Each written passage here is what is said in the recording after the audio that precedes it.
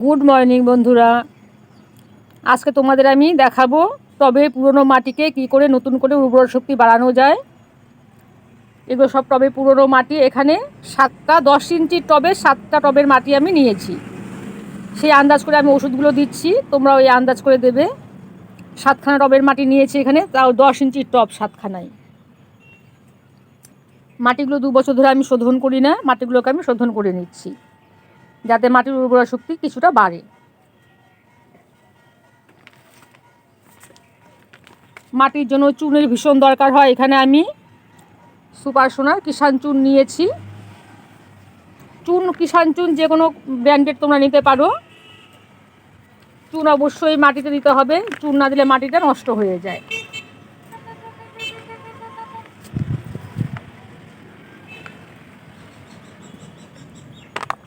দু বছর 3 বছর পর পর তোমরা গাছে চুন দিয়ে দেবে। 7খানা টবের জন্য আমি এখানে 100 গ্রাম চুন নিয়েছি। 100 গ্রাম চুন আমি মাটির মধ্যে ছড়িয়ে দিচ্ছি।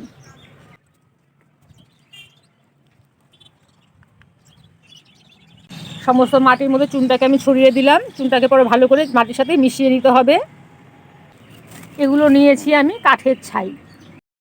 ছাইটা গাছে দিলে, মাটিতে দিলে মাটিতে ফাঙ্গাসটা হবে না, যার জন্য মাটিতে একটু ছাই দেওয়া প্রয়োজন। ছাইটা আমি একটু বেশি পরিমাণে দিলাম। বেশি পরিমাণ বলতে এখানে 500 গ্রামের মতো ছাই আমি দিয়েছি।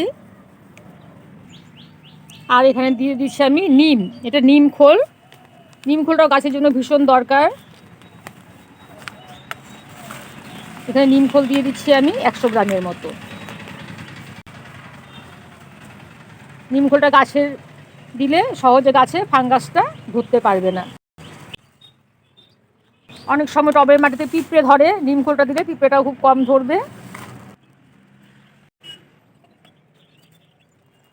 আর এটা দিচ্ছি বোন মিল। এখানে 250 গ্রাম বোন মিল আছে। পুরোটা আমি দেবো না, 200 গ্রামের মতো বোন মিল আমি দিয়ে দেবো। বোন মিলটা আমি 200 গ্রামের মতো দিয়ে দিলাম। এটা সাফ ফাঙ্গিসাইড। সাফ ফাঙ্গিসাইডটা গাছের মধ্যে দিতে হবে। সাফ ফাঙ্গিসাইডটাও আমি 2 চামচ পরিমাণ দিয়ে দিচ্ছি।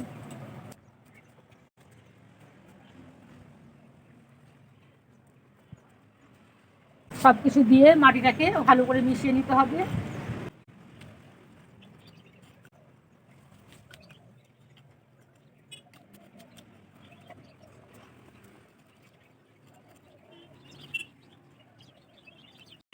সমস্ত সারটা মাটির সাথে খুব ভালো করে মেশাতে হবে। মিশিয়ে 10 থেকে 12 দিন এই মাটিটা রোদের মধ্যে দিয়ে দিতে হবে। 10 থেকে 12 দিন রোদ লাগার পরে গাছ লাগাতে পারবে। চুন দেওয়ার পরে মাটিটা কিছুদিন রেস্ট দিতে হবে। কিছুটা ভার্মি কম্পোস্টও আমি এখানে দিয়ে দিচ্ছি।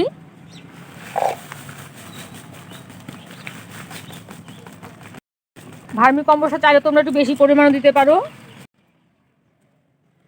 ভার্মি কম্পোস্ট দিয়েও মাটিটা খুব ভালো করে মিশিয়ে আমি 10-12 দিনের জন্য মাটিটাকে রেস্টে রেখে দেবো, যাতে মাটির উর্বর শক্তি অনেকটাই বাড়ে, এবার গাছপালাটাও ভালো হবে। এই মাটিতে যদি গাছ লাগাও গাছটাও খুব ভালো হবে।